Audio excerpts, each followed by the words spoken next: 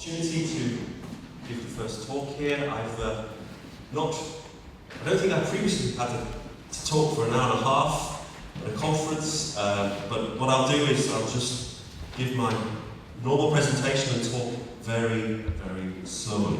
I hope we should spread it out over time.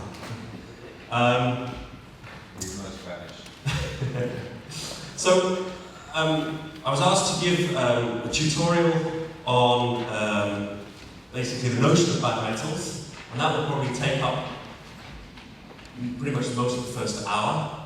And then, if the organizers allow me, I will add some more recent work of my group in discussing essentially the relevance of bad metals in the cuprates. The cuprates really were the first material. ITC cuprates were the first material to exhibit bad metal behavior in their DC resistivity, and perhaps we can see this whole notion of bad metallic behavior influencing the phase diagram, or at least giving us a different angle from which to view the phase diagram in the cuprates.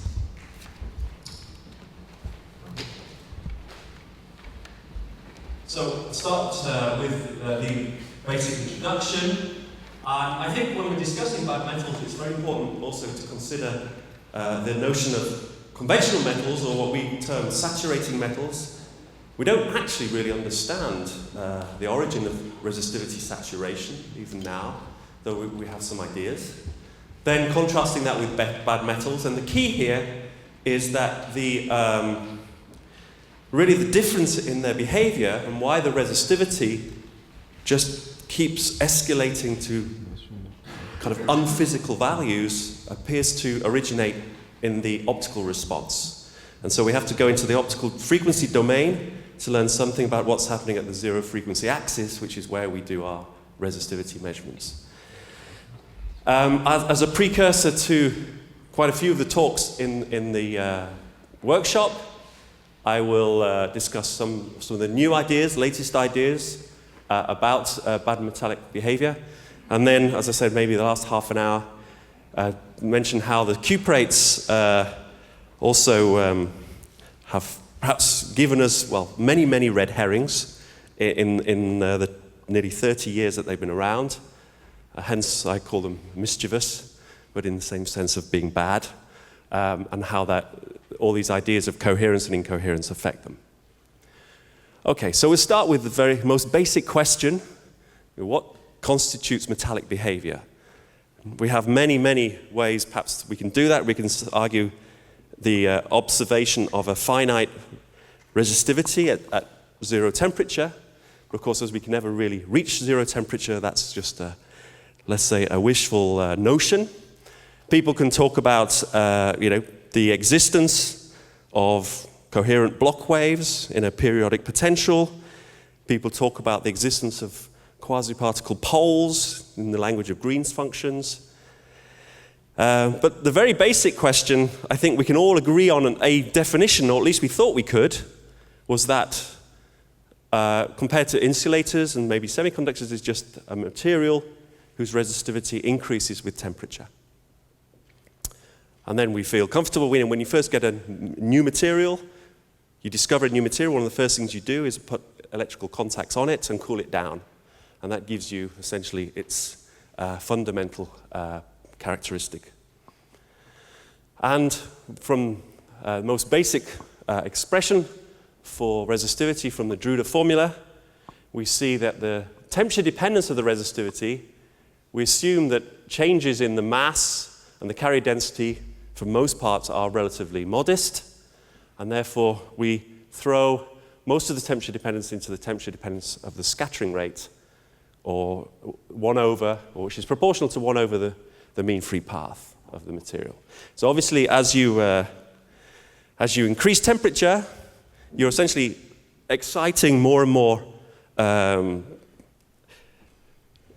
bosonic excitations off which the electrons themselves can scatter, and so the resistivity as you increase temperature grows, and that's just an indication of the mean free path decreasing due to these additional inelastic scattering events.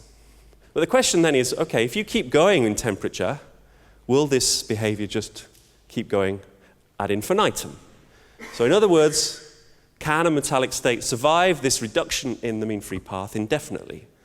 And this was a question which was being considered back in the 60s by Hussey and Regel when they were thinking about the problem of low mobility in certain semiconductors. And they argued that no, this reduction cannot go on indefinitely, that there must be some minimum threshold beyond which, if you like, these block waves are no longer easily defined, and certainly the idea of a carrier velocity is no longer easily defined. And then Mott introduced, the person whose face graces this workshop's poster, introduced this idea of a minimum metallic conductivity associated with this.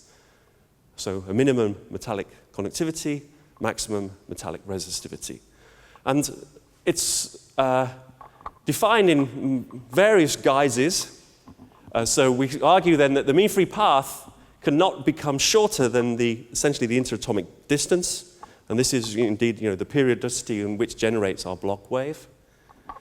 Other definitions, comparable but not the same. This is the original Hussey-Regel limit, that the product of the Fermi wave vector and the mean free path should be greater than unity. There are always factors of 2 pi's. When you talk to theorists, you have to be careful. And there is another way to describe it in the sort of high temperature rate limit, because these were often thought about in terms of low temperature elastic scattering. But when at high temperatures where the scattering rate is very large, we can assume then that h bar times the scattering rate has to be smaller than some fraction gamma of the bandwidth of the metal. And it's easy to sort of link those if just from, say, simple type binding. If you write down a type binding expression, you work out the velocity from that, and then you plug in the mean free path, which is just v times tau, and you put in the L as approximately equal to A, and you see that this scattering rate then should be of less than the order of the bandwidth. Okay, so they're more or less equivalent. And then the question is, well, if you get close to this limit, is there any profound changes occurring in the system itself? So is there life beyond this limit? Or what happens to the materials when they approach the Mott-Hussey-Regel limit? And it turns out that essentially all materials, all metals, can be classified in 2 ways.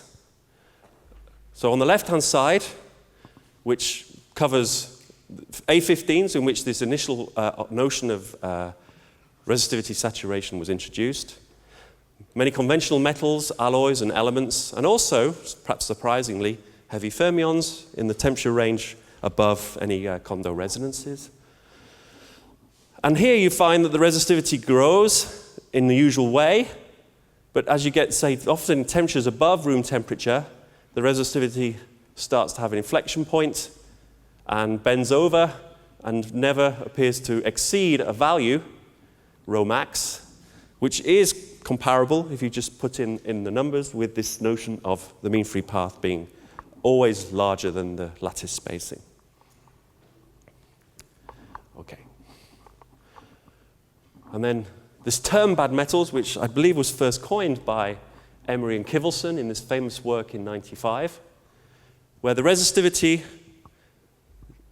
in many cases does not show any inflection point, but more significantly, the slope of the resistivity does not change as you cross any, say, threshold. If you again put in the numbers, would correspond to this rho max. So it would appear then that there's a large range right up to the melting point of these materials, and these materials cover a lot of the interesting materials that the materials that we're interested in these days: the cuprates, nickelates, manganites, ruthenites, vanadates, pyrites, organics. You could possibly add pnictides. I'm not sure the verdict is still out on the pnictides, potentially. But in these materials, then, the mean free path appears to get shorter than A. And then you're asking this question, well, what on earth is going on here? How can we think about a metal where the quasi-particle wave is being broken down inside the unit cell, or the electron cannot travel a distance equivalent to the distance between the atoms before scattering. Actually, before you go on, Yeah. how about the intercept? It seems to have a negative intercept here. That's not universal. No. It's just I've kind of taken away the disorder term, yeah. But interestingly, I plotted this color scheme, and I found only just the last week, probably almost the most beautiful example of this type of behavior. It actually turns out to be in a topological crystalline insulator, so one of these new states of matter. But in this tin telluride material, you see a resistivity from 1 Kelvin up to room temperature, which is almost perfectly linear. And it reaches values here of the order of 600 microohm centimeters, which is, again, in the area where you would assume this was beyond what you would expect from conventional behavior. Yeah. Okay.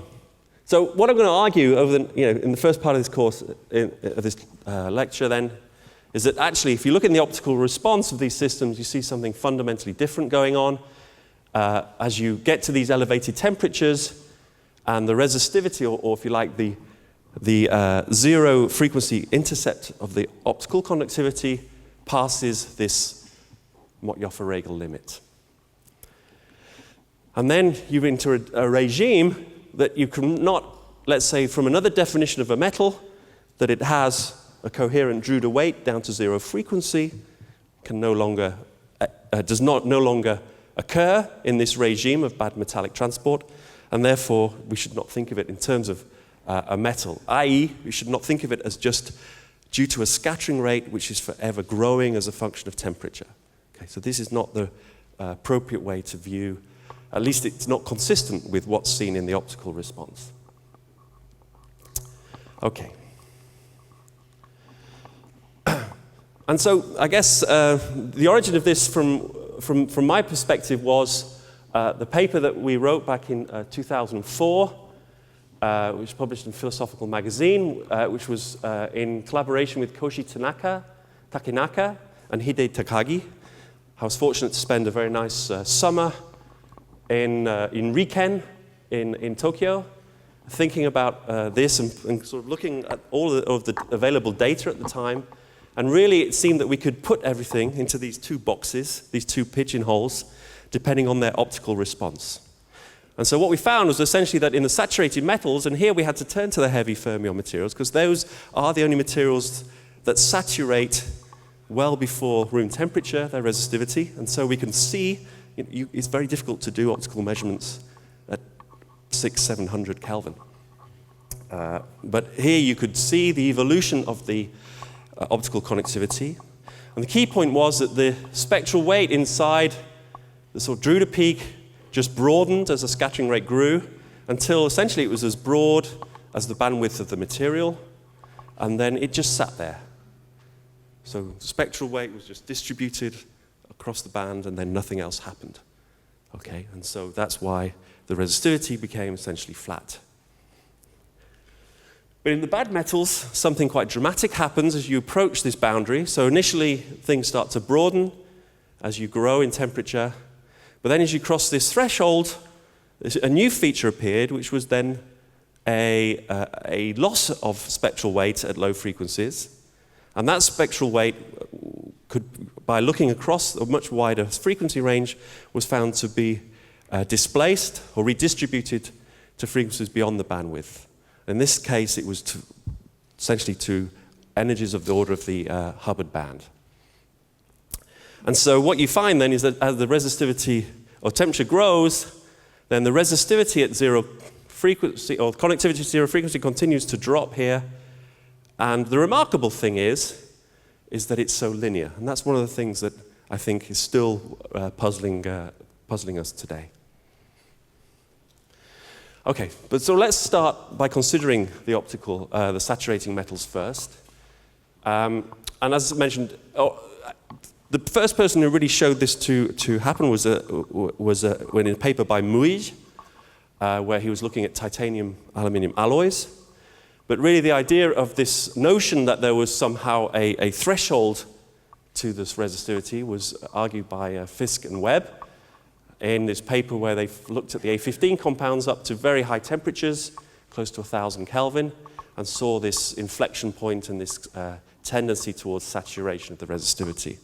A year later, Wiesmann and co-workers showed that you could actually model this in the so-called parallel resistor form. So you have a resistivity, inverse resistivity, which is equal to the inverse resistivity in the absence of saturation, so-called the ideal resistivity, and then you insert sort of empirically this maximum value. Now this is an interesting idea, but it works extremely well. So I can show you here fits to another A15 compound, all the way up to, well, here, room temperature. And the fits here we used either the so-called the SD hybridization model of Wilson for the ideal resistivity or the Bloch-Grüneisen, so electron-phonon scattering model. And you see that the fits are extremely good. Other fits were attempted, but it turned out that these parallel resistor forms were always the most, say, robust. Perhaps more convincing was that when you irradiated these materials, so you can see here a series of curves where you basically radiate the material, you find that you can fit all these successive resistivity curves with this formula with the same rho max and the same Debye temperature, say in your Bloch-Grüneisen formula, or actually in this case in the SD formula. And so really, this gave a lot of support to this type of behavior. And you can see here the typical fits in light, in the data, in solid, for yet another A15 material. So this really did seem to be some fundamental limit which did not change as you basically disordered the system. So that's affecting the zero temperature value, but you see then when you reach that point, the resistivity is completely flat at this value. Nigel, apparently in the same materials, you can irradiate more and get them to change the sign. Yeah. This is not possible. This is apparently a famous thing. Yeah. Indeed. Well, what happens beyond that point in these materials is where you can argue then it starts to become, in our definition, non-metallic. But yeah. But the high temperature value doesn't change, interestingly. Yeah.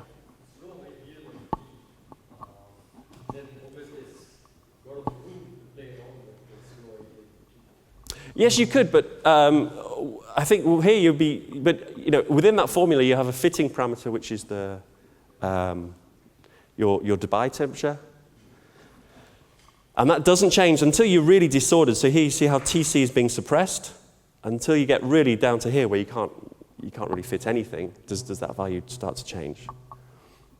But it's a sort of it's a heuristic argument that it's just this, you assume that this ideal resistivity, all you're doing is just adding elastic scattering, so affecting your gamma zero, your zero temperature scattering rate. But the system responds as a function of temperature in the spirit of this formula.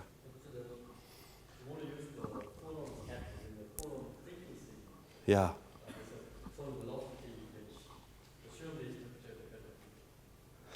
Well, yeah, I mean, there are, yeah.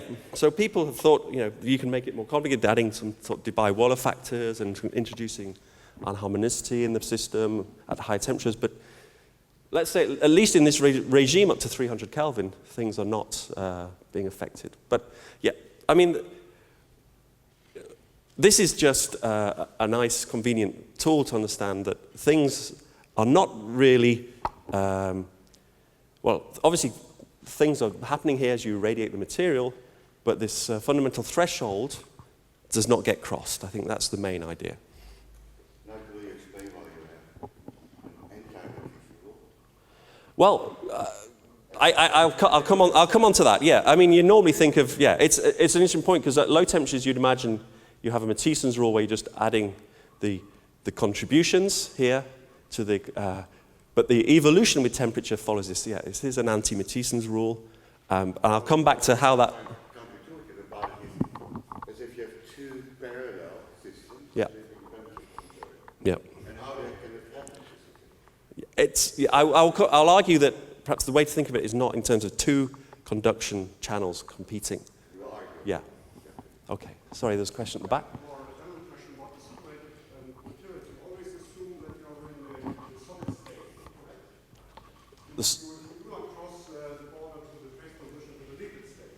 No. Would you know something when you cross the border to the liquid state? No. I mean, these materials, they melt around 1,000 Kelvin, and the temperature resistivity was measured up to 900, up to close to the melting point. There is a remarkable plot I'll show you for aluminium where they excited the electrons up to tens of thousands of Kelvin.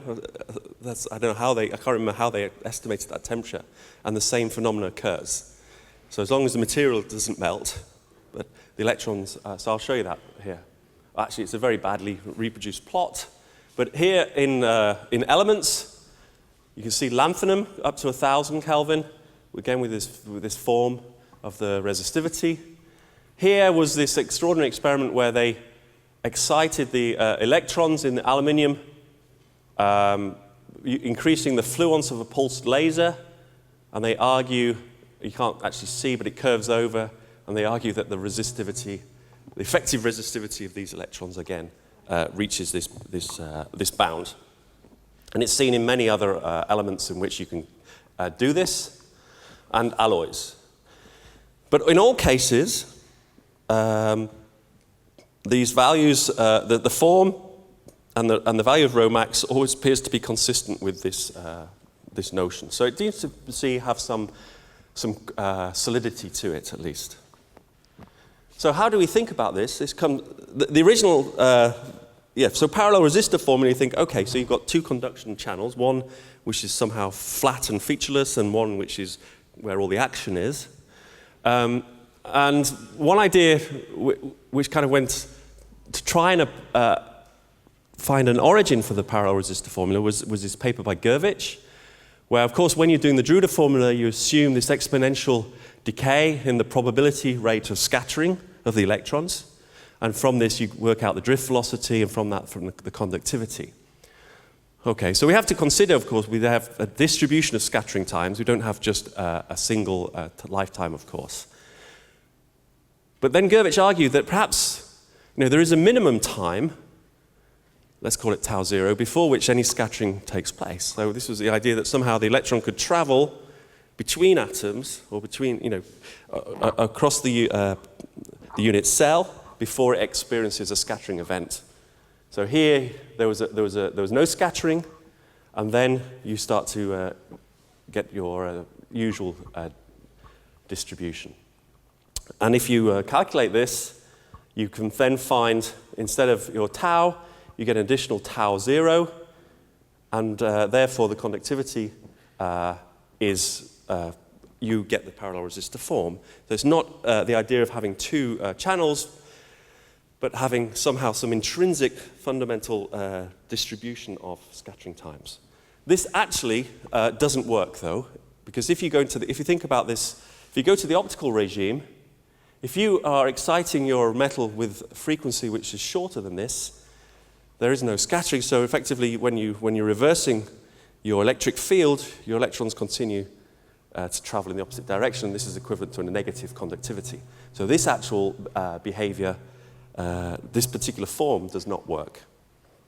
One form that can give you this is that in this exponential decay, you always have, if you put tau plus tau zero in here, so you always have this notion of a minimum time, then you arrive at the same formula, and that doesn't suffer the same pathological problem in the optical response. Okay, so we have to then think about optical connectivity. So just, again, we don't need to go at this stage beyond Drude. So you have the form now extending into the frequency domain, and you can write it in terms of a plasma frequency.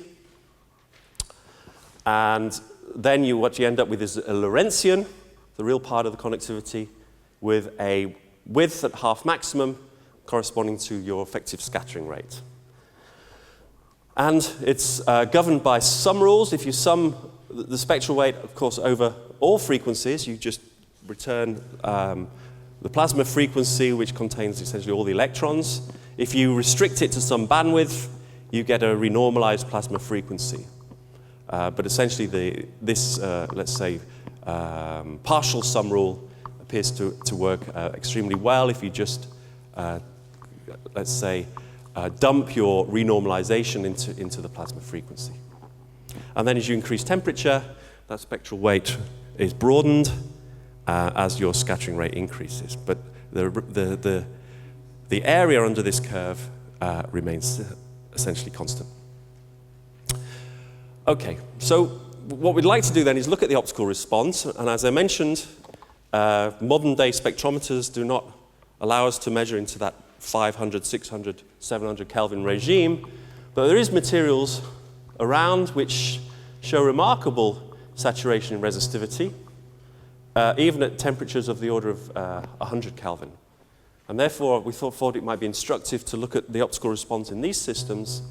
Of course, we should argue, what really everyone's interested is what goes on at low temperatures when you have the interaction, the conduction electrons with or hybridization with the localized F moments. But at high temperatures, they're just essentially weakly interacting moments in the system, and you have d electrons, which are then responsible for the rest of the conduction. And it's in that regime where you still have somewhat narrowband, but weakly interacting electrons that you get this resistivity saturation in the heavy fermion materials. And the values, again, of the order of 200, 100 micro-ohm centimeters that we saw in elements and in the A15 compounds. Okay, so this gave us the possibility to at least explore the conductivity and the saturation regime. Yeah?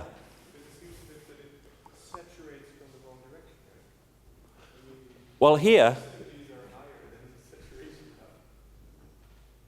in what sense are they higher?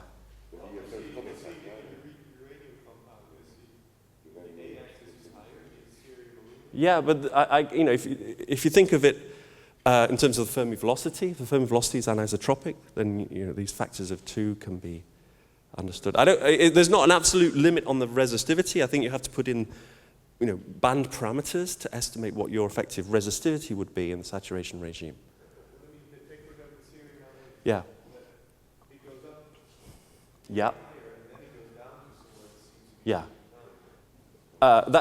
In that material, yes. I would argue then, here you've probably got also significant changes in carrier density and in the effective mass of the quasi-particles. This is, in this material, you're probably getting, this is your Kondo scale. But I think other physics is going on here, which means that it might, this local area, I wouldn't take it too literally that the residue can't exceed, because other things, certainly in the heavy fermi materials, dramatic things are happening to the electronic system. He's asking why is it going up and not just going down. So I think that's just Kondo. That feature is Kondo. Yeah, this is Kondo for physics. Yeah.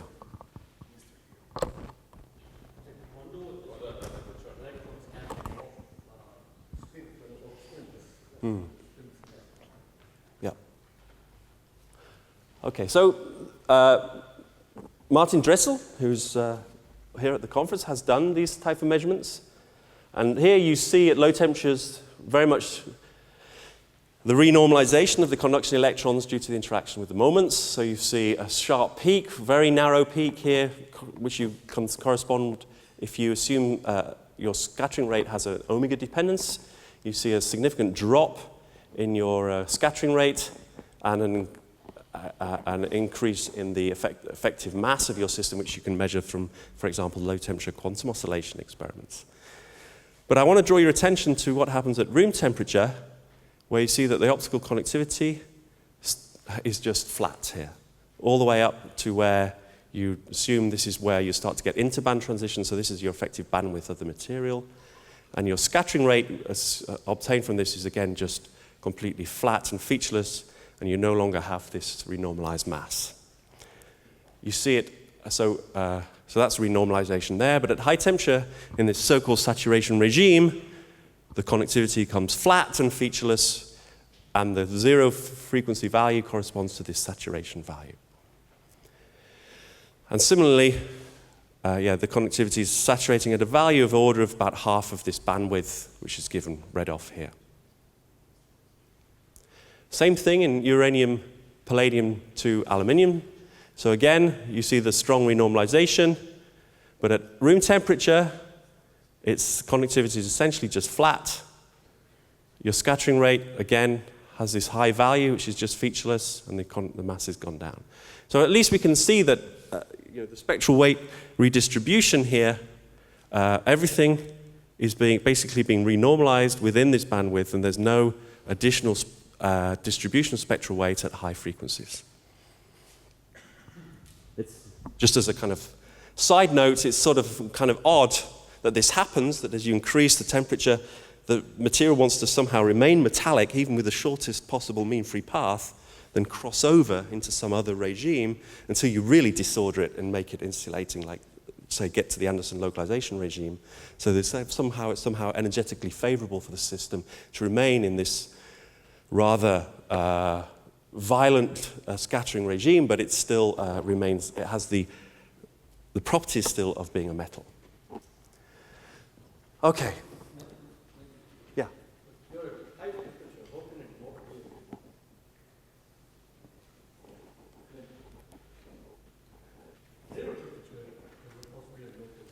Yeah, but there doesn't seem to be like a gap. I mean, okay, you say eventually you could close the gap, but so I don't quite see what your question here is. The mean fit doesn't be short, but Anderson localization is not. Oh yeah, no, Anderson localization isn't playing a role necessarily, but but there is nothing beyond that, at least in these saturating materials. Whereas in the non-saturating materials, in the bad metals, there is some other physics that occurs. I think that's.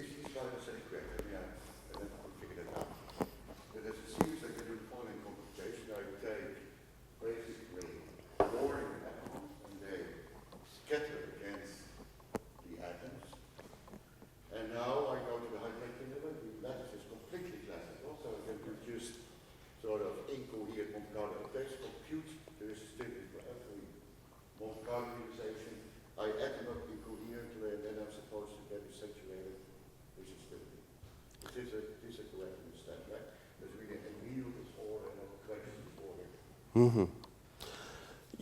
Okay, but I think we have to be careful of what we define as coherent and incoherent in this regime. I mean, my argument here is perhaps that we're, at these temperatures, okay, it's only the optical response has only been measured up to room temperature, but your response is such, you still have effectively a Lorentzian of which is corresponding, from which you can determine some kind of effective scattering rate. If you can define the scattering rate in that terms, then you still have a coherent quasi-particle that the quasi-particle itself is not destroyed in that scenario.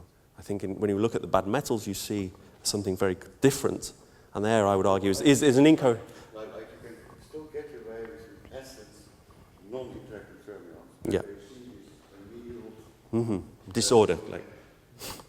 Yeah. I would have bet it. Yeah. And I wonder whether anybody's ever done this computation.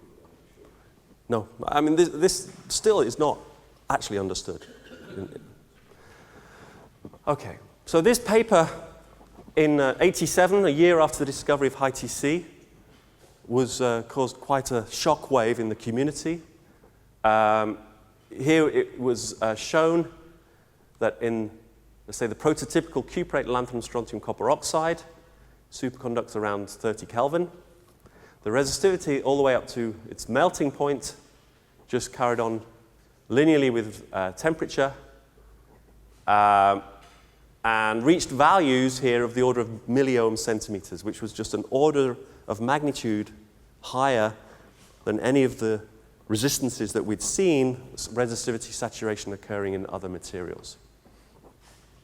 I think here you're basically getting loss of oxygen in the system and the resistive, but it's still not reaching any saturation in the IBCO material. This absence of resistivity saturation, people argued already in this Gurvich and Fiori paper that this clearly suggested these materials were not conventional metals, that we have to think about some new type of approach for understanding their transport properties. And then this led ultimately to the claim by Emery and Kivelson that if your resistivity is not showing this conventional saturation behavior at high temperatures, then, if you like, your quasi-particle is a different beast here. That, you know, they're not sensing the approach to saturation anymore. So perhaps even at low temperatures, the system, or the entities which are carrying the charge are no longer those conventional quasi-particles that we've learned from Landau Fermi liquid theory. Yeah. This is near optimal doping. Does it also, is it a bad metal, or do you call it later, The parent compound in this material, yes, is a Mott insulator. So there you just have diverging resistivity behavior. You only need to dope the material away from, so that half filling with the parent insulator is where you have a Mott state. You dope about 5% away from that. You start to get superconductivity. Optimal superconductivity is around 15-16%. Already at 5% you get superconductivity. You get non-saturation. Yeah. On the overdope side, again, there is no evidence of resistivity saturation. Reach up to, perhaps not as high as here, but towards 1 milliohm centimeters. Yeah, this was done actually by Hide Takagi back in early 90s. So he looked at the evolution up to 1,000 Kelvin in the overdoped LSCO material.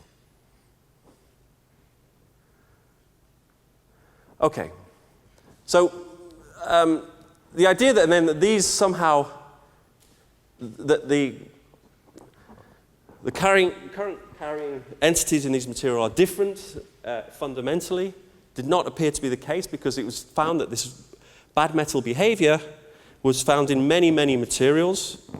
And interestingly, materials where we know that they can be well characterized at low temperatures as essentially Landau fermionic quasiparticles, Landau quasiparticles. So here, strontium, the cubic perovskite strontium ruthenium 03, and the layered perovskite strontium ruthenium 04. Here you see the resistivity. Again, if you take the size of the Fermi surface and you estimate what rho max should be, you see it crosses around about, well, in this case, it's a bit lower, perhaps around 150 Kelvin. And in the strontium ruthenate, you have almost no residual resistivity. It's extremely small, it's extremely pure material, but it rises up all the way up to 1200 Kelvin, again reaching values of the order of milliohm centimeters. Yet at low temperatures, the resistivity is T squared, this canonical behavior of this canonical Fermi liquid at low temperatures, and you see quantum oscillations characteristic of these Landau quasiparticles. So certainly you have a conventional metal, albeit a correlated metal at this regime, but at high temperatures something is going on. So whatever definition you use, in this material the band structure is extremely well characterized, that it somehow has no sense of an approach to saturation. Okay, and so this is where we, again, look at the optical connectivity of this material. So we're taking strontium ruthenate 03, so you cross this notional barrier, the Motyov-Rey limit around 150, 60 Kelvin, and you start to see here how you get the typical Drude response.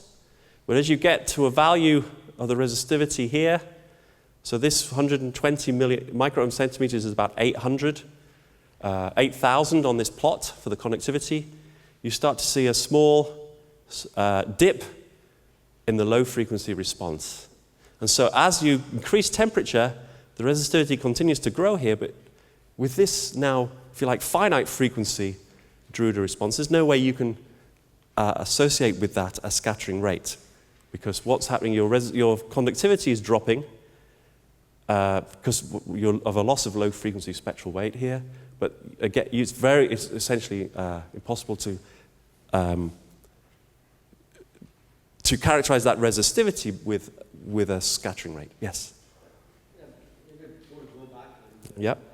So the question of when is that metal behavior Mm.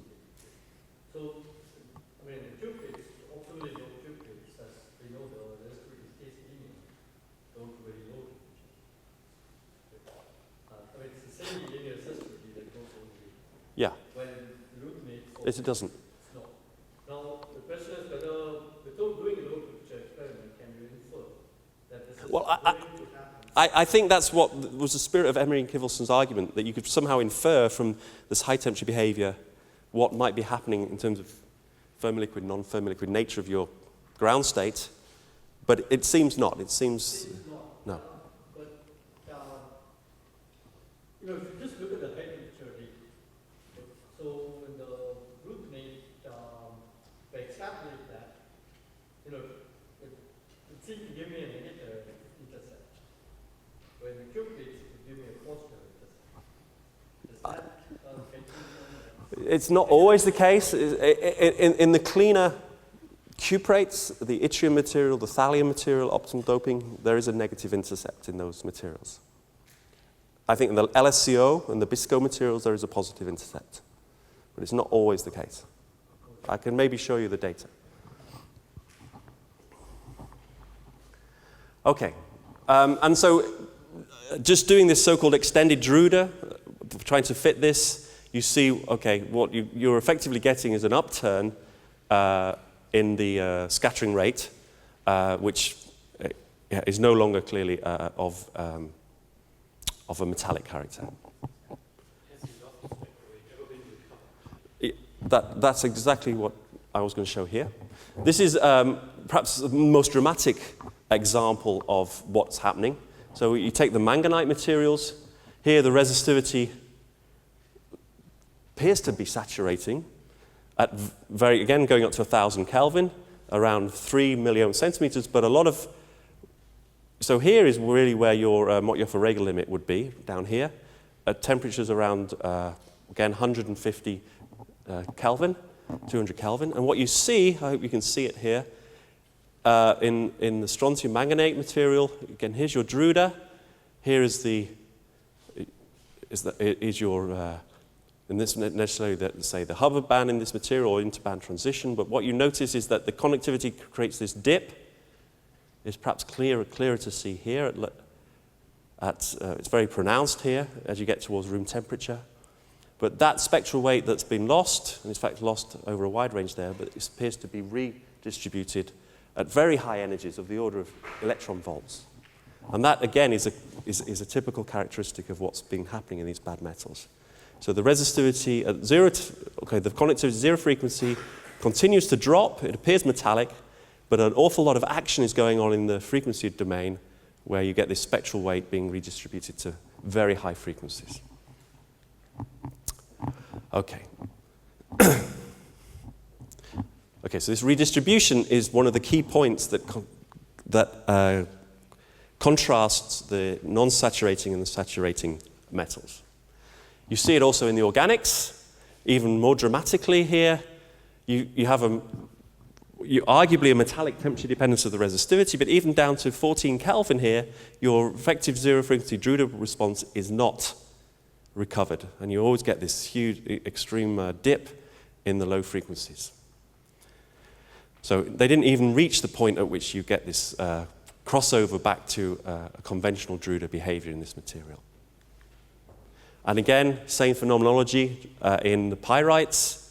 Resistivity goes through a strong, dramatic increase here, but even in this regime, up to, okay, this is up to 100 Kelvin. So this is 10, this is 80 Kelvin.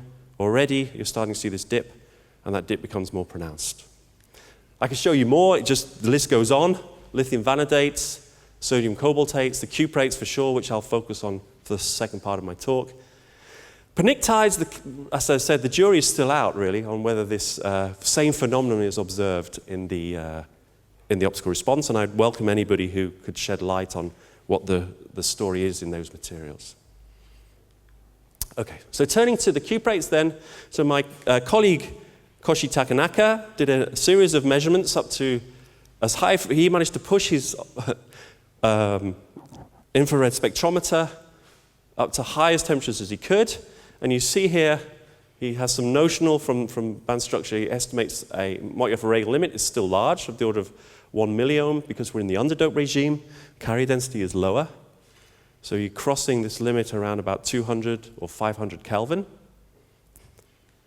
And he sees, as a function of doping, so here he sees, even at room temperature in the system, a suppression of low-frequency spectral weight and a redistribution at frequencies of the order of an electron volt. As you go higher in doping, the crossover occurs at higher temperatures. At lower doping, even at room temperature, you've created this dip. So it seems to be then that the temperature scale at which you start to cross over was determined to a large extent by doping, but also maybe by the value of the conductivity when you cross this threshold associated with the Mottjoffer-Rayleigh limit. So that's really what got us intrigued, that actually maybe this notion of, at least of an, let's say, a maximum scattering rate is valid in all materials, but in the materials such as these cuprates, which are defined by their strong electron correlations, you get this redistribution of spectral weight to frequencies beyond the bandwidth of the material. And that's not what you see in the saturating metals. Okay. Same in BISCO, single layer BISCO. By room temperature, you start to see this dip. It's not quite happening here, but interestingly, the scattering rate that you obtain from your, say, extended Drude analysis reaches values, appears to saturate at high frequencies of order of half the bandwidth.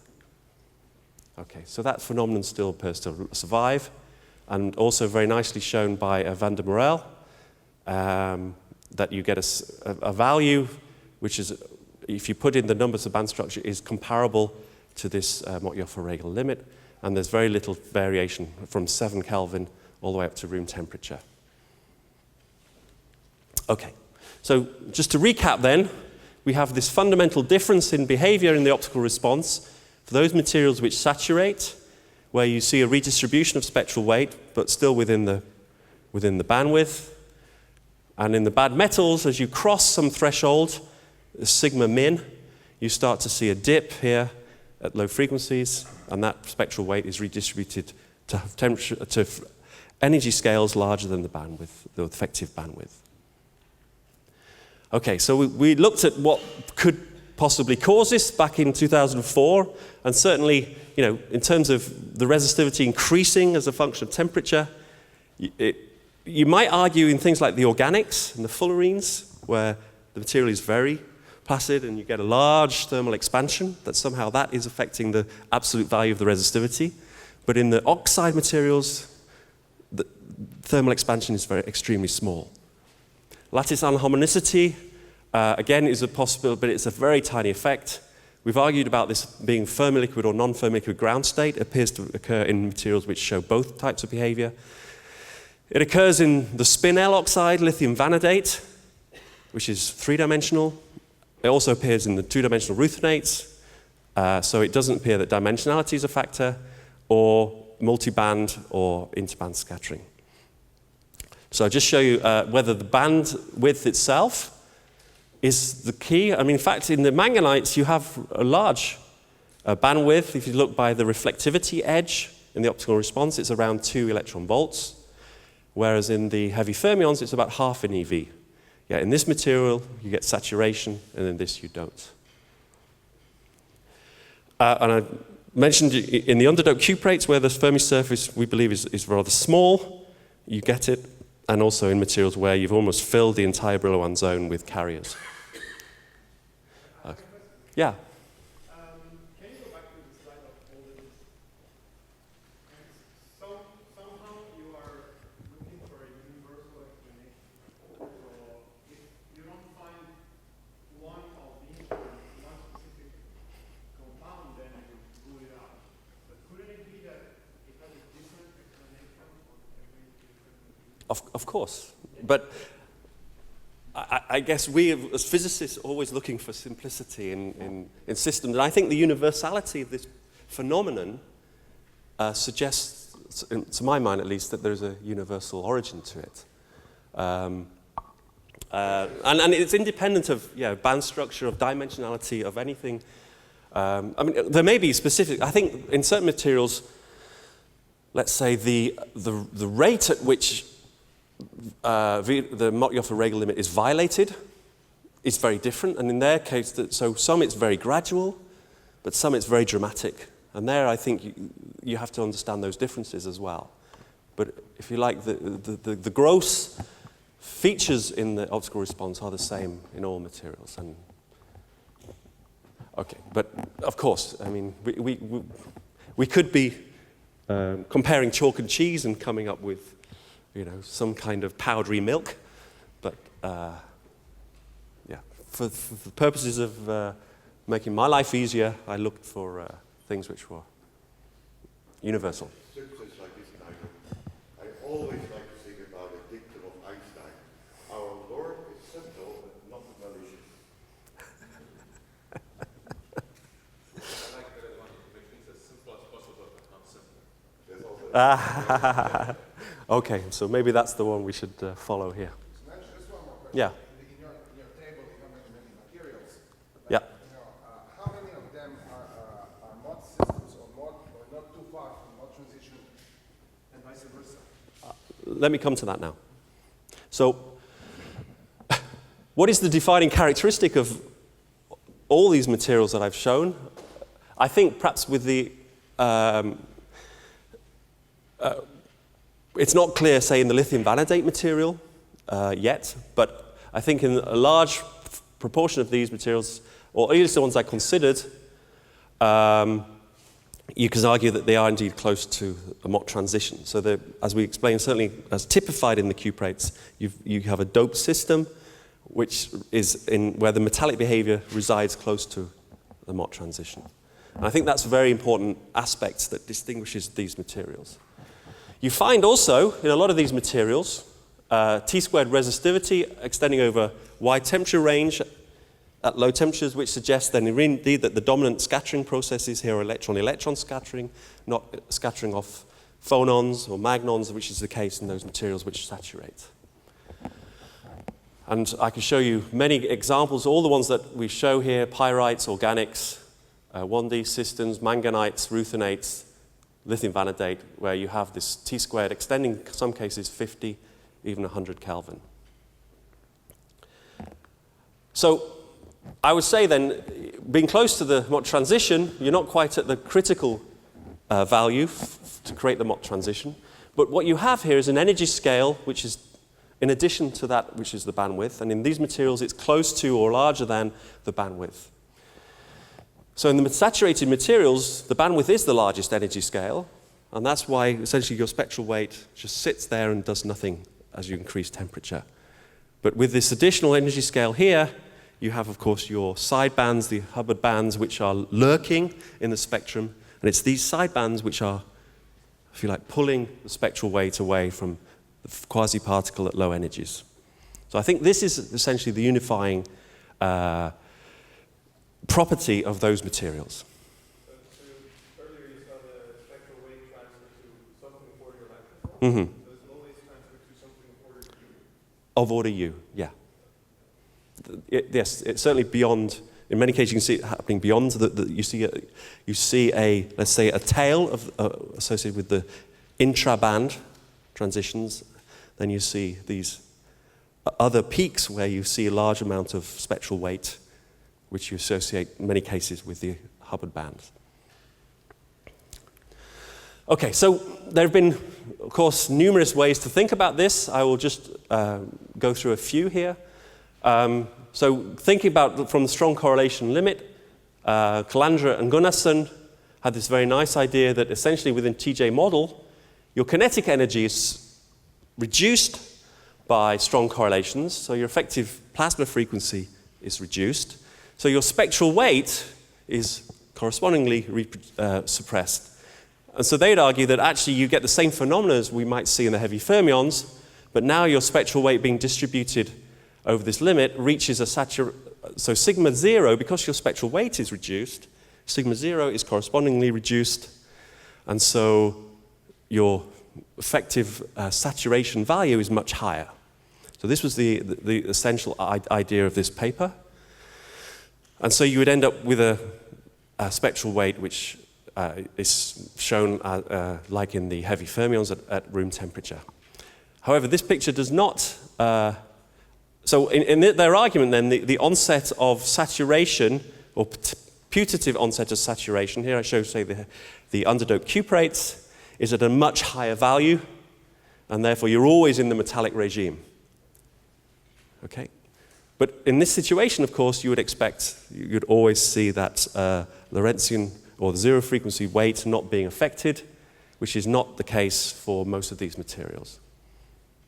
So I'd argue that in this regime, you cannot assume that you're still in this orbit with a renormalized spectral weight. I think one of the perhaps great successes of the last few years, the last 2 decades in theory, is this development of dynamical mean field theory, or DMFT. And this has been applied to this problem. It was initially shown, for example, how as you change U over W within the system, you get a change from a quasi-particle pole. So this is showing the spectral function to, as you increase U relative to the bandwidth, you essentially get a loss of your quasi-particle pole and a redistribution of spectral weight to the lower and upper Hubbard bands. Marino and Mackenzie extended that idea by considering temperature and saw a very dramatic effect of temperature doing essentially the same thing. So the quasi-particle pole rapidly getting suppressed and that spectral weight being redistributed. However, in this model, they've always assumed that the metallic behavior, i.e. where you still have the quasi-particle pole, is everywhere where the resistivity is showing a metallic temperature dependence. But as we've seen, what's really happening, or it starts to happen in these temperatures down here, where you start to get this loss of conductivity. So I say it may show the way forward, but it doesn't account for the, let's say, the details. Another interesting idea from Art Hebbard's group was that essentially bad metals are comprised of patches of good metals, and that those patches are very weakly connected, and then this gives rise to an effective bad metal behavior. But I'll say in many of the materials what we're looking at, that patchiness is not evident in other materials. Yeah. Yes. Yes, it could. Yeah.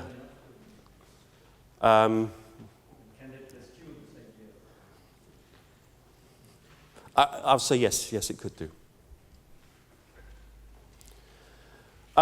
So in the last couple of years, again, a lot of attention has been applied to this, and there's this new notion in these strongly correlated systems, again coming from DMFT, that you have a large regime where the resistivity is metallic. It's no longer quadratic with temperature, so if you like, the Fermi liquid regime where the resistivity is purely quadratic is confined to very low temperatures, but then you get a large region over which they so-called resilient quasi-particles survive, and the resistivity is quasi-linear in this regime. And only when you reach this high-temperature regime of bad metals do you basically see your loss of your quasi-particle, your coherent spectral weight at zero frequency. So if you follow it here, you still have a coherent quasi-particle, but then the peak shifts away from zero frequency around half TeD for this particular value, so you're getting into this regime where you start to lose that coherence. So it's a similar ideas to what was shown in the Marino-Mackenzie, but arguing that at least inside the regime before you reach that point, there are these non-Fermi liquid in the sense of their temperature dependence and their characteristics, but still resilient quasi-particles in terms of the fact that there is still a pole at the Fermi level. And this has been, I won't talk too much about this because I think Vlad will explain all this in great detail, but this original picture here has now been modified to argue that there is, within this regime, an effective Motyoffer-Regel limit, And he's defined this as the so-called quantum Widom line, and he sees you can equate this band metal behavior, or you can scale it in ways which I'm sure he will explain. Another idea coming from Gabby Kotlier's group is that you have a strongly T-dependent plasma frequency, and so essentially from your optical conductivity, you're scaling away. Again, your effective spectral weight is just being dropped as you increase temperature. So your renormalization here gives rise to a renormalized scattering rate. But in this picture, the scattering rate just keeps going up, and there's no sign of saturation in this limit, and it reaches values which are extremely large. But it's an interesting idea that, in fact, you're getting strong changes in the band structure of the material, which gives rise to this behavior. And finally, from a rather different approach, which Jan will explain in all its glory, coming from this idea of this ADS-CFT correspondence, is the idea that Sean Hartnell, who I believe is coming to the workshop, is motivated by this observation by Andy Mackenzie's group. And a lot of these correlated systems, the resistivity at high temperatures is indeed T-linear, but the scale, the size of that T-linear behavior is rather similar from material to material. So again, we're getting a universality in behavior. And so in addition to there being a absolute value limit to, say, sigma 0, or resistivity, there is also a limit to the slope of the T-linear resistivity, beyond which you get a change in behavior. So he created this phase diagram here. So you have the Motyoffer-Regel bound, beyond which you lose quasiparticles in the sense that we've described in this change in the spectral function of the system. But also you have this slope bound, the so-called diffusivity bound. So here, as you cross this boundary, you have to consider transport in terms of diffusion of charge or energy, rather than of, say, momentum relaxation. And this has been an interesting new, let's say, addition to this whole problem. So you have both a fundamental bound on the size of your scattering rate, but also a bound to cross over from coherence to incoherence as you cross this diffusivity bound. And again, I won't go into more detail because I hope that, well, I'm sure Sean will describe this in much better detail. But it has been argued very recently by Ross Mackenzie's group that this bound can be violated, this diffusivity bound, in the very strongly correlated regime, but in the weakly or intermediately correlated regime, this bound does appear to be robust. Okay, how much more time do I have?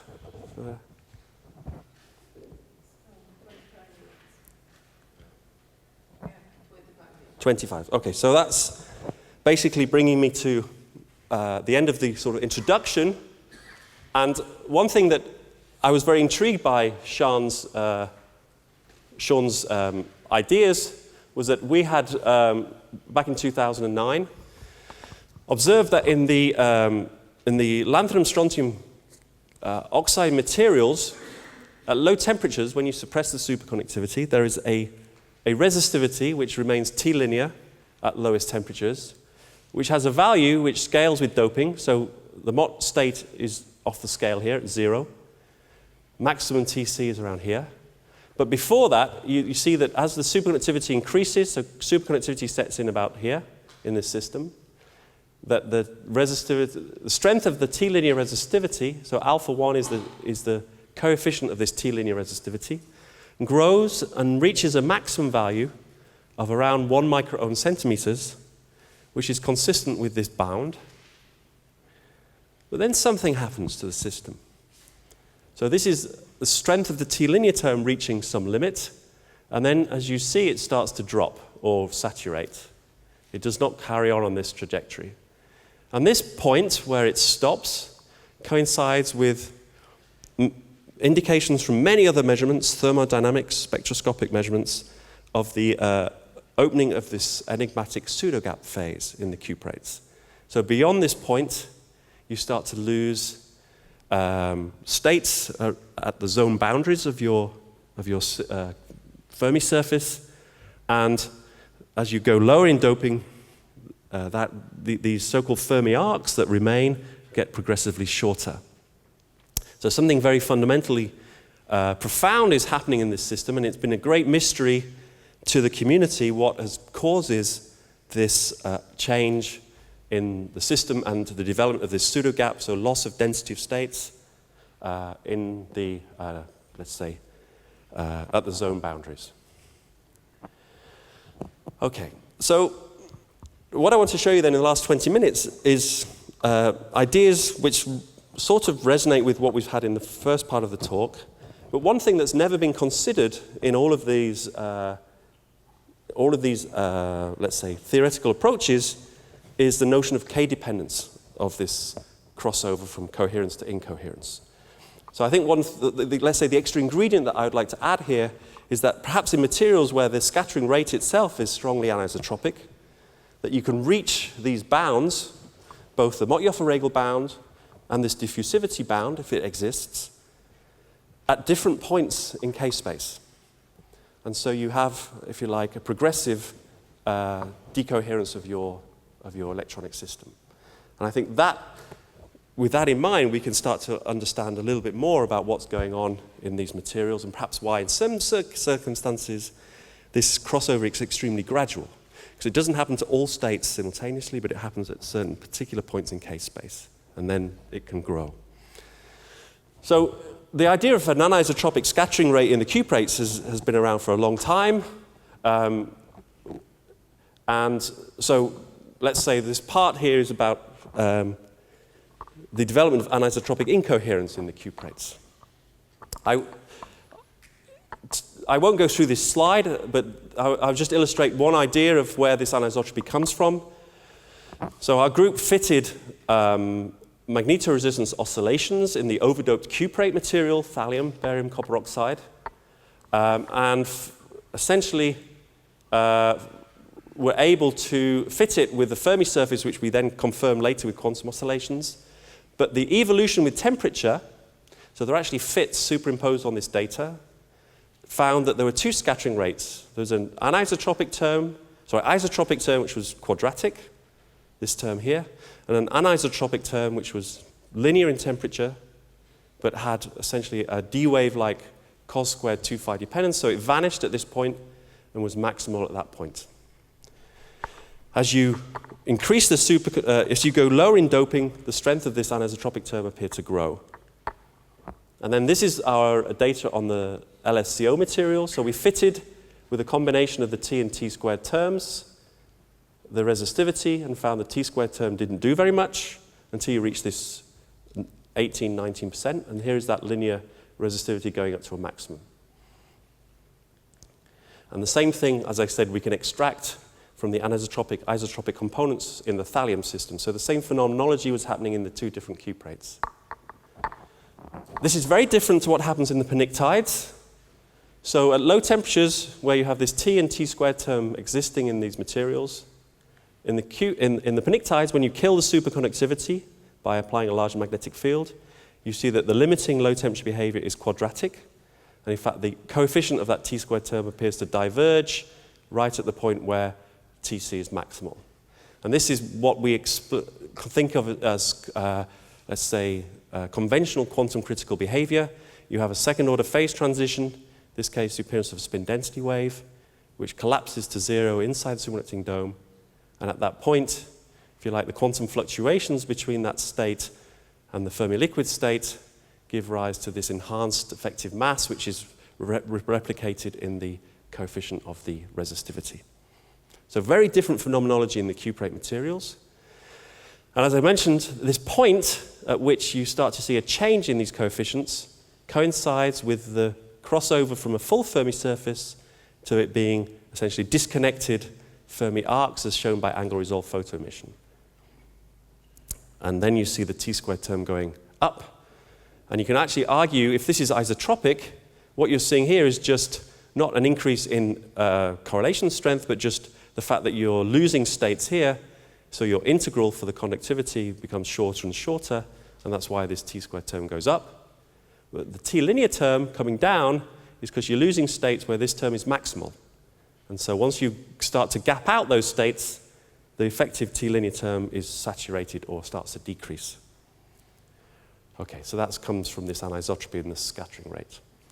And the question was then, well, is this value, I mean, we asked this question back in 2009, is this value somehow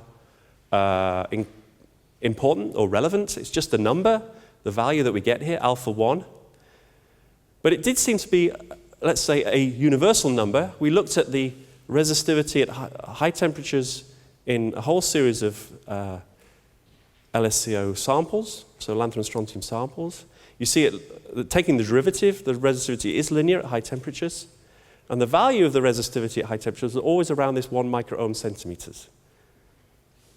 And then interestingly, this is the low temperature T-linear, this is the high temperature T-linear.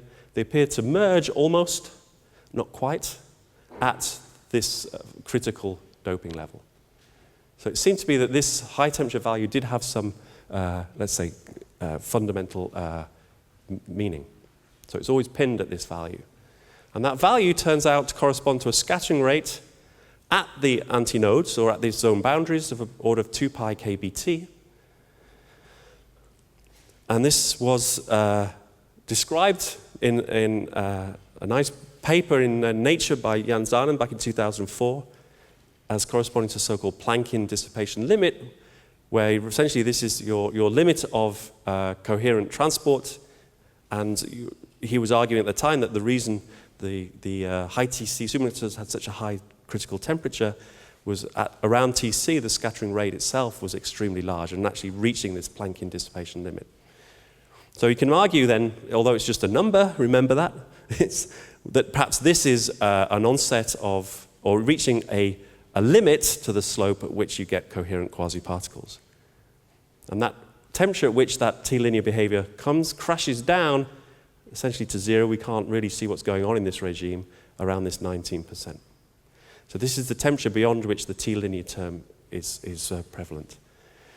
Interestingly, angle resolved photoemission for states at the antinode found that the coherence peak, so this is the spectral function determined by angle resolved photoemission, disappeared around 250 Kelvin when the resistivity became linear at this value of around 1 microohm centimeter. So here this loss of quasi-particle coherence at the antinode appeared to correlate at least with this. And then you might argue then that that crashes to 0 temperature right at the point where the pseudogap opens up.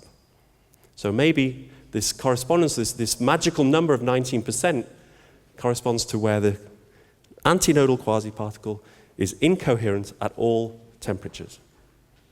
And that is the temperature at which superconductivity is most dramatically affected.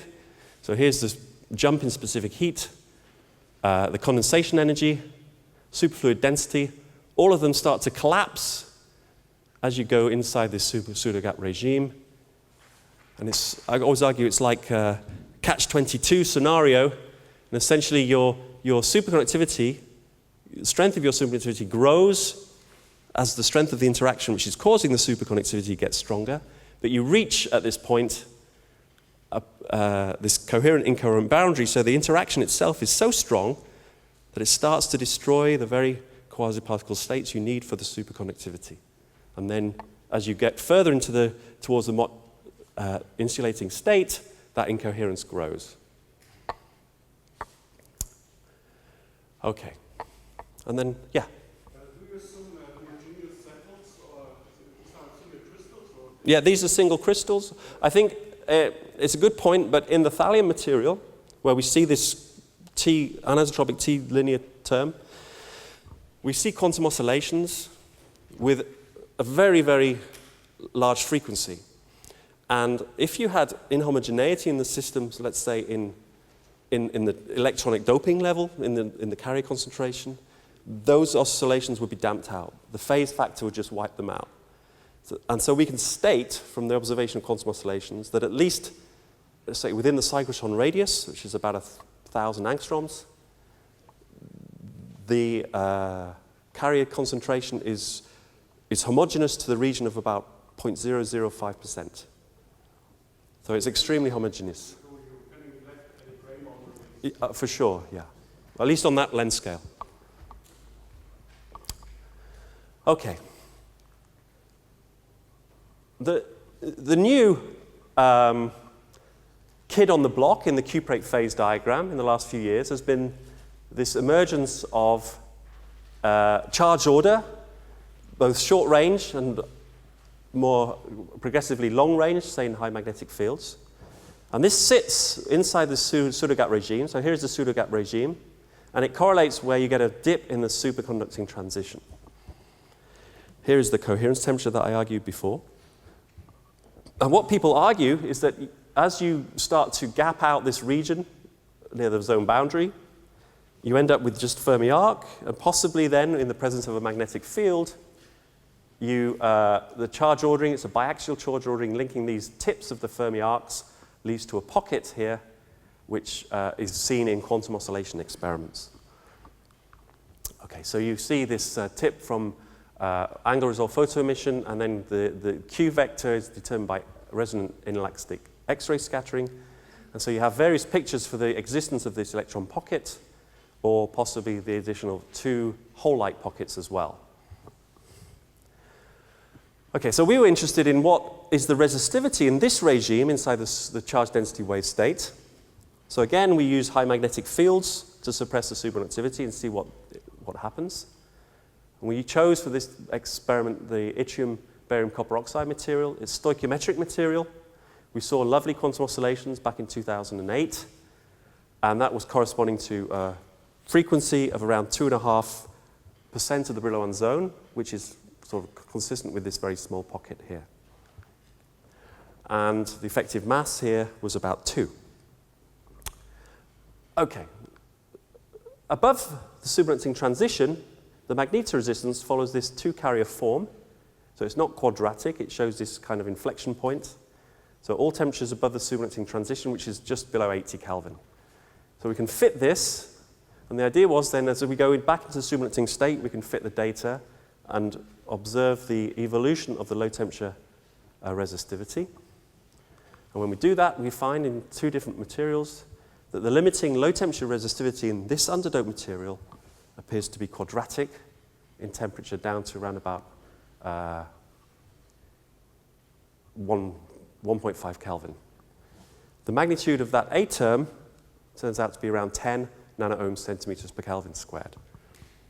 Again, that's just a number, but we find it's significant. We have actually, in a previous paper, determined a formula for the strength of this A coefficient in terms of M star and KF, the Fermi wave vector. It works extremely well for, say, overdoped cuprates. So the value here we know from ARPES and from M star from specific heat. And we get a value which is, this is measured. In strontium ruthenate, we know everything about its Fermi surface. It's actually 3 bands, so you have to add this in parallel. But in both cases, we see a value for A from this formula, which is reasonably consistent with the data. Okay. For underdoped IBCO, if you put in, for the yttrium-124, if you put in the same values, you get an A coefficient which is 100 nanoohm centimeters per Kelvin, which compares with the measured value of 9. So that's an order of magnitude different. So either this formula just doesn't apply here, or that there's something missing from the quantum oscillation study that we didn't pick up in our first measurements. And interestingly, in the underdoped IBCO material, a second frequency has now been observed by Louis Teifer's group, which has a smaller frequency and a smaller mass, and it's argued within this biaxial charge order state that it's basically these 2 hole pockets. If you assume the same thing for yttrium-124, and you plug in the numbers, you get something around 15. So the strength of this A coefficient suggests that indeed we are in a regime where we can understand if this second pocket is indeed there. Yeah? So the big problem with the second pocket thing is the I think, no, there's this, of course, you need to fix, or let's say, try and understand the absolute values of resistivity, of Hall coefficient, of all these things, and specific heat, based on the the pockets that you have available. I think Andy,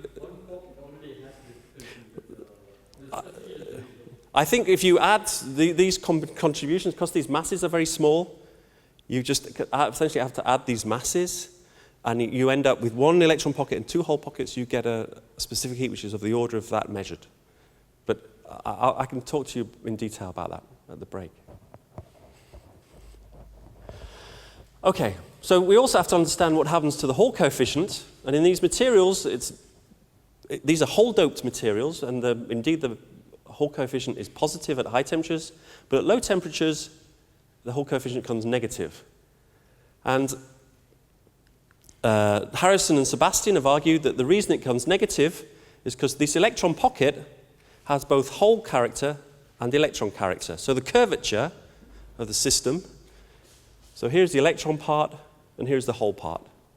And perhaps if the mean free path at low temperatures for these is the same as in this region, then you get a sign change in the Hall coefficient. And for different shapes of this, they get different, you see positive and negative at different magnetic fields. But what they've assumed here is that the scattering rate is isotropic. And the problem with this is that you can't then get a temperature dependent to the Hall coefficient if the scattering rate is isotropic. So what we've done recently with a student, Peter Robinson, is just either taking this single electron pocket and assuming that there is an anisotropy to the scattering rate along this part now due to this charge order.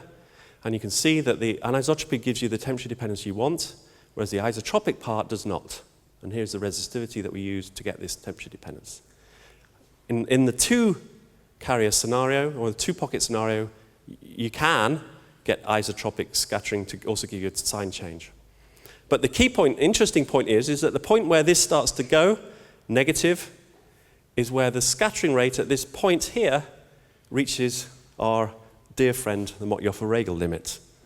And so it turns out then that the strength of the scattering at these vertices, when you induce this charge order and start to see changes in the transport, is of the order of this VF over A. So in closing, I just argue then there may well indeed be these two incoherence bounds influencing the phase diagram of high TC. The Mott-Joffe-Regel bound near the near-nodal quasi-particle regime here, and the diffusive bound for this T-linear term at the pseudogap regime. And so the phase diagram, as if we just now look at this sort of anisotropic incoherence model, starts like this. So you have pure, let's say, Fermi-liquid behavior outside the superconducting dome. As you go inside the dome, you get this T-linear term appearing, which reaches a maximum just as this point where the pseudogap opens. Here's the T-star line rising. And then inside that pseudogap regime, you have this perhaps subdominant charge order effect. And within this picture, then, we have this anisotropic interaction which drives up superconductivity. It's affecting, first of all, the points here at the zone boundary. And this line is our coherence line, where we start to lose, if we enter this diffusive limit, as mentioned by Sean Hartnell. And then at that point, if you continue approaching the Mott state, you start to break up the quasi-particle states, first of all at the zone boundary, but spreading across towards the nodal region of the phase diagram. And so the critical point here is not necessarily due to some, say, second-order phase transition, some ordering transition, but rather that you've reached this famous diffusivity bound. So we'd argue then that the pseudogap, these states are being gapped out because your scattering rate reaches the bound and you can no longer support coherent quasi-particles in this regime. You don't need any ordering, and therefore the fact that we don't see any divergence of the effective mass in this region from specific heat or from transport, but rather this unusual T-linear term, suggests that we are not in a conventional quantum critical scenario in this material. And then the pseudogap may open in order to, let's say, remove these strong scattering sinks, like some kind of self-organization. And then finally, the onset of charge order coincides with this decoherence of quasi-particles at the extremes of the Fermi arcs.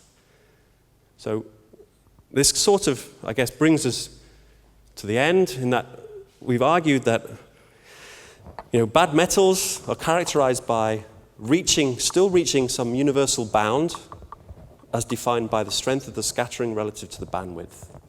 When you go beyond that point in these materials, due to the presence of this additional higher energy, Hubbard bands in this materials, this U, this correlation energy, you get a redistribution of spectral weight. The cuprates definitely belong in this regime, but one of the key factors in the cuprates that's perhaps missing in a lot of these models at the moment is this strong K dependence. And introducing that K dependence with the idea of these bounds, we can start to understand or perhaps provide a different alternative explanation to the phase diagram in high TC. And with that, I'll thank you for your attention.